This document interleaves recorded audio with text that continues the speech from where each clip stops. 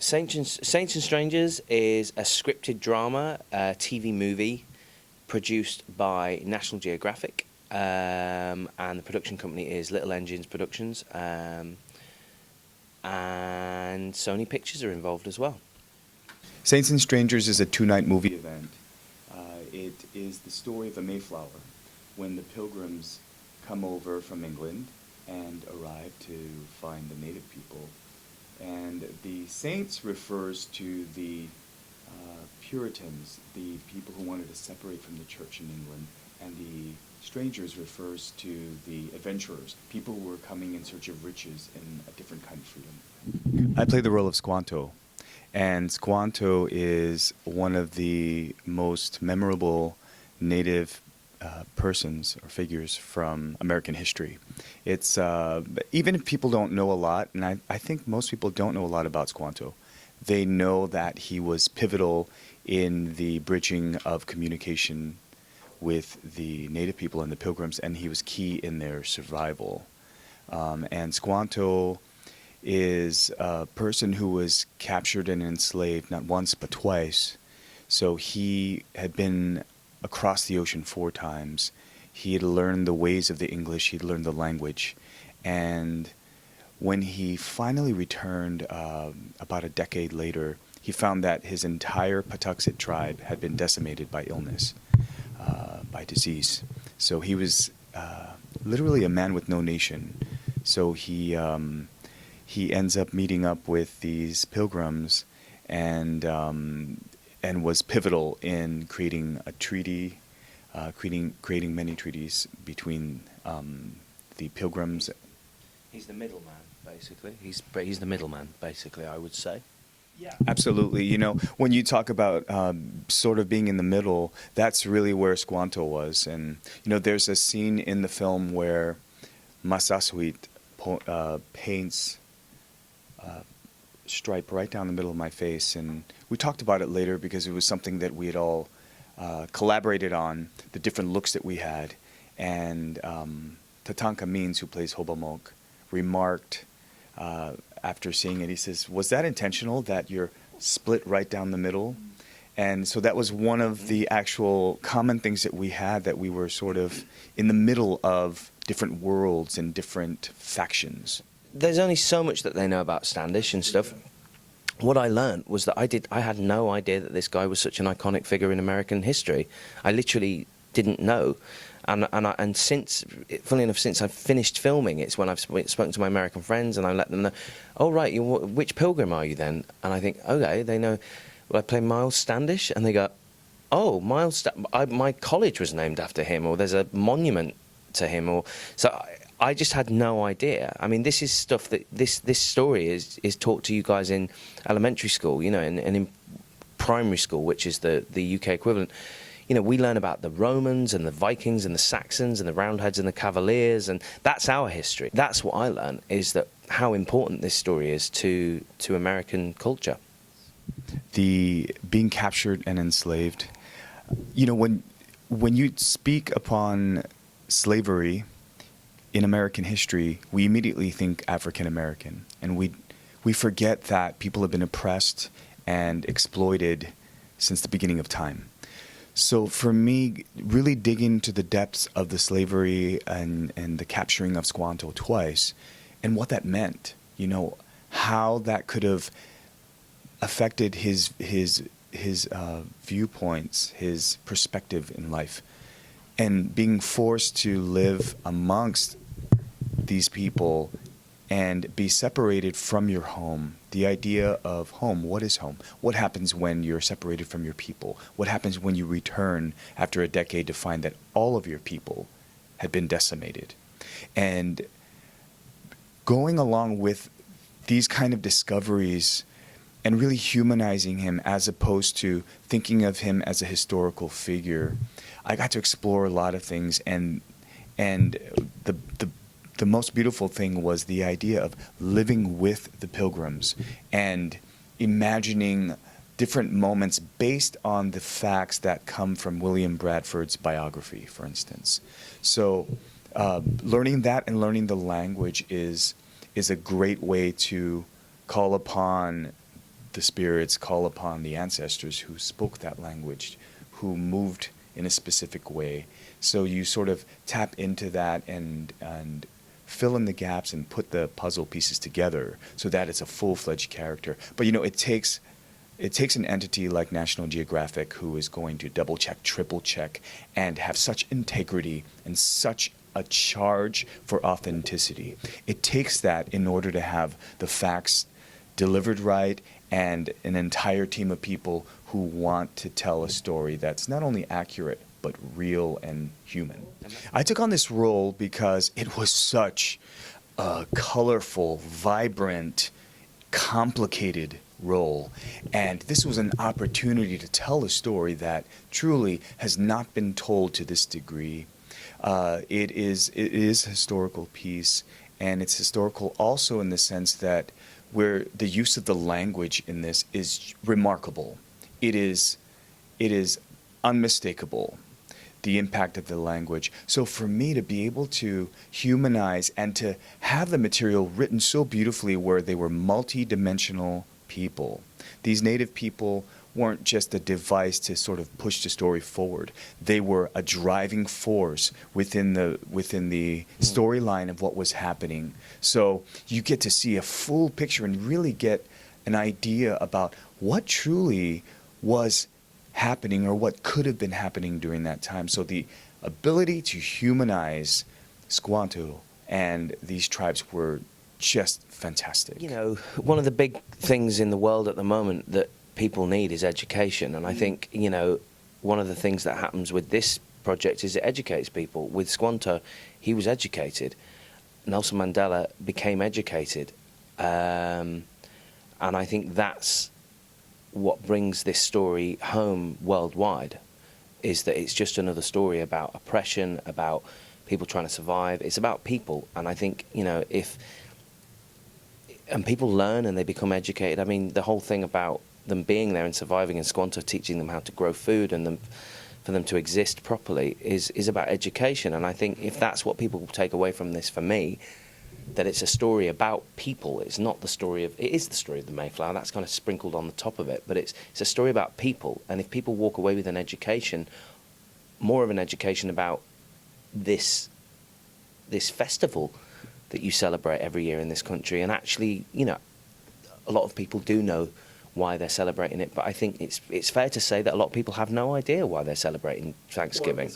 Or misconception of it, yeah.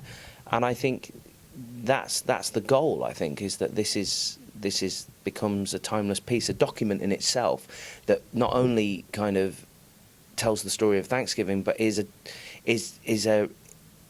proof of the language that the Eastern Algonquin, Western Abenaki language, which is only spoken by a handful of people, literally a dozen people speak this language now, and that's been passed through the generations and has been held on to. But now there's a record, a film of this language. I would hope that there would be a lot of questions. We've been really privileged to have different, varying ages of people at our advanced screenings. And it's been incredible to hear the kind of questions that the youth will ask. I think that adults who know the backstory of National Geographic and the integrity will have faith in the idea that yes, these things truly did happen because they can believe in the brand and the integrity of that brand. And I hope that children will utilize all the resources that we have today with the internet, being able to search, but to have that idea of discussing with a reference point an entire storyline that they can reference and say, oh, remember so-and-so, remember he was the one who did this. So there's really something that they can refer to, and perhaps this is a film that they can have a yearly viewing of it at Thanksgiving, and it's a time to watch a great film where you learn and you enrich your life with that. So I'm hoping that a lot of discussions will be inspired by it. I mean, having faith that you're going to survive, and that, I mean, these people, this is the real this is the real world that they were facing, and I think, you know, these people, they had to deal with horrible situations, you know, their families getting ill and dying and getting through the day, surviving, being in a new world.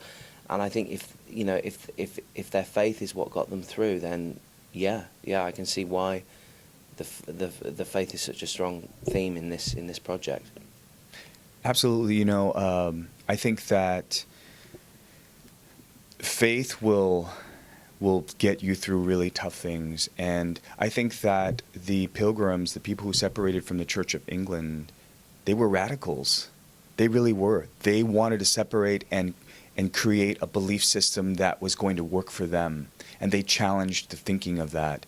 And we've come a long way as peoples, but we still reference these fundamental beliefs and the idea of what the native people believed, and yet they were seen as savages by these Puritans, and then what the Puritans believed. And there's a scene within the first night of the movie where I speak with William Bradford and I question him about his God. And I ask him, is he with you now? And there's this incredible moment of trying to understand where someone else is in their faith and what makes them believe something so strongly and what makes them stop themselves from doing something or what makes them propel themselves into something new. So that's one of the many, many rich themes that can only be explored through faith. I have children myself, and I asked them to ask some questions. So these will be, they're 12 and 10. Okay. Great, so, great. Here we go. What was your favorite scene? One of my favorite scenes is after Squanto arrives, and he's sitting there with Massasoit, and they're being presented with copper chains and knives as a gift, and it's very ritualistic. And the first thing that they do is they welcome us. And Massasoit says, how do they welcome us to a place that we already live? And there is a roarous laughter that happens in the audience. And I love that because you see the humanity of these native people, you see the humor.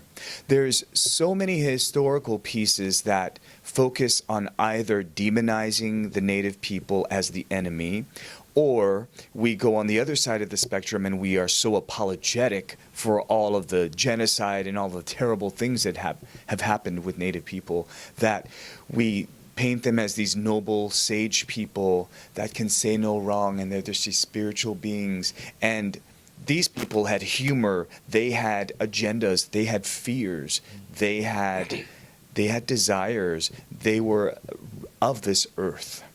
So for me, that was definitely my favorite scene. And it's a really clever piece of writing to kind of encompass that in a few exchanges of dialogue that are that's in a different language that either side of the apart from Squanto, can understand, and it's so cleverly written.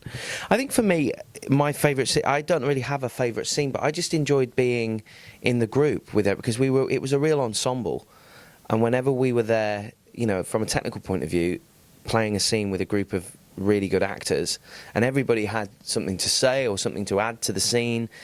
And when we sort of rehearsed it and then we got going and we were sort of firing on all cylinders and we were in it and we knew what we were doing, it was just really good fun to do because the director was great, and there's a thing, big pin over there. The director was great. He was a real enabler, you know, a real enabler. You know, he used to just let us get on with it, but then also had the courage. That's why he's a good director. Had the courage to say, "It's really good what you're doing, but now do it better."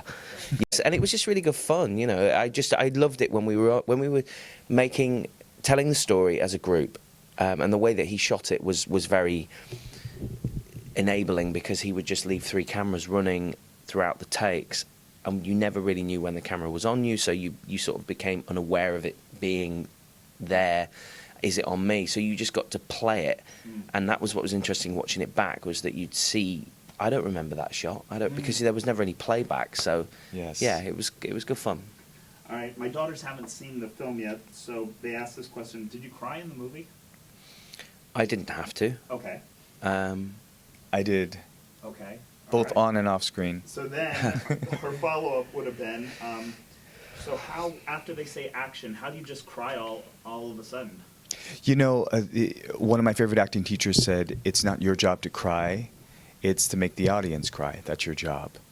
And I actually, you're saying like from a technical standpoint? Correct. Dude, I think she wanted to know was, I heard she said, well, maybe they just Yes. squirt something in your eyes, or Yes. do you think of your dog dying? That does happen. They You do know, squirt things in your eyes sometimes, but it depends. Sure, that can happen. That's not anything that I would want. It's not my style of acting. For me, you know, we all have our technique and we all have our craft that we're masters at. We're master storytellers. And for me, the circumstances are enough. The circumstances are enough and exactly where you are. So for me, I'm not about end results. It's not about, okay, can I make tears fall out of my eyes? It's about, let me live in the moment and whatever comes is what comes. Surely if the next line in it is, please stop crying, then yes, there is that need that you physically have to have tears. But I release myself from that every time, and I never worry about it. And when I need it, it's there. When I don't, it's not. I remember being given a note by a director once who said to me, it's far more interesting to see an actor trying not to cry than watching an actor cry. Because when you cry, the first thing you try and stop yourself from crying. And I think that's I was trying to remember that, you know. And then she said, do you all, when you're on the film at night, do you actually go back into your regular selves, or are you those characters throughout the whole project? No, I'm not a method actor in that sense. No, we go back and we unwind, and we would go back to the hotel and we would hang out and debrief the day, think about what we had to do tomorrow. I mean, it was all a case of scheduling what was coming up, and some days you wouldn't have busy days, so no, you know, that's part of being an actor, is switching off. Definitely. You can't do it all the time. Absolutely. For me, that is not my particular, you know, method to stay with it and live with it all the time. I think there's a time for preparation, and I think that the gift is to be able to play when it's time to play. It's a teleplay. It is a stage play, whatever it is that you're doing. So you play when it's time, and then you go back to your life because you got to release yourself from it. And I think it just makes you better. It's not about what you're feeling. It's about who the character is and what you're going to allow to offer to an audience so that they can feel something. So I don't need to live with that and feel that. Believe me, you dream about it, thoughts come up and ideas come up throughout the day when you're not filming. But I agree with you. I give myself a break. It's all pretend. Yes. At the end of the day, acting is pretend. It's not real. And then I was talking to my daughter, the oldest, about you learning a language within 12 weeks. I mean, 2 weeks, right? 2 weeks. And she related it to spelling tests, and she was like, well, does that mean he just learned it for that moment? So basically the question is, can you speak any of it right now?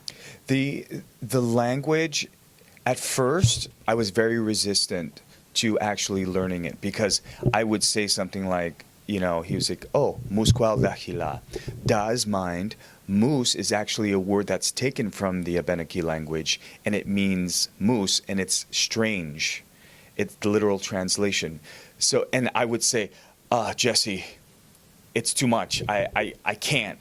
It's too much. You're overwhelming me. And I didn't want to learn all that. And then I realized that if I was just memorizing sounds and words, then you can easily derail. And then you didn't really know what you were saying. So it wasn't good enough just to say, this is the translation from English to because it's a different perspective. So if you say, Akui musqual dakila, do not provoke them is the original English sentence, but it literally means don't make their mind crazy, or don't make their mind become strange with thoughts, or become, or have, or start to develop strange thoughts. It's a different perspective.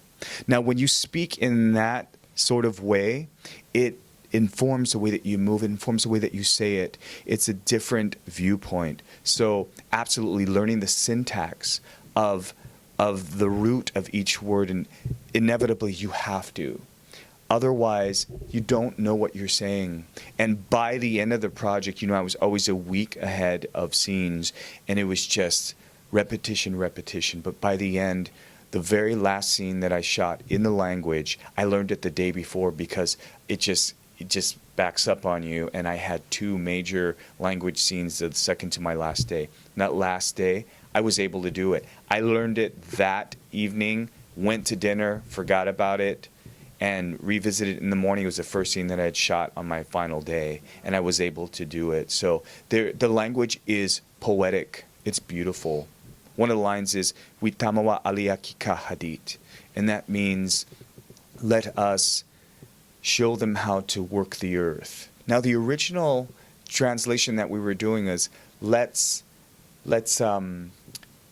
teach them how to farm here. And this is when I'm pleading with Masasui to not attack them, and in fact, let us harness their strength so that we can become allies. So, and ultimately, Witamawa aliyaki kahadit means, let us speak with them so that they may know how to work the earth. That's a different perspective, and that, again, informs the way that you move, the way that you deliver that line. Awesome. I do a segment on our show called What Makes You Smile. So this moment, what makes you smile right now? My little girl. Awesome. How old is she? 3. 3. So how do you balance, like you were saying, being away from her and your career? Well, it's a balancing act. I mean, it's simple as that. When I'm not working, I'm on duty. I'm not a 9-to-5 dad. I'm all or nothing. So I'm either away working and I don't get to see her, unfortunately, or I do everything. But there's days when my wife's also an actress, so she has to do stuff. So I'm on duty. I get up with her, I take her to the nursery, I make dinner, I hang out with her, I take her to the park, I put her to bed. I'm her best mate. Right. Yeah. What makes you smile? Humor. And when I say that, I'm not just saying, hearing a joke, but seeing people enjoy themselves and making funnies. Like we're constantly cutting it up. We make remarks and jokes about ourselves, about situations, and that is something. My mom always said, even in the lowest of times, your humor will help you through it. So the ability to laugh at things, even when they're extremely difficult, is, you got to smile. And that physicality of smiling and opening yourself up to whatever it is, it's all found in humor. It's found in joking, and it's found in language. Ladies and gentlemen, come and sit in front of your TV screens and watch Saints and Strangers. BRITE Radio will be on National Geographic. Saints and Strangers, November 22nd and 23rd. It's a 2-night movie event. And welcome. And thank you, BRITE Radio. Thank you.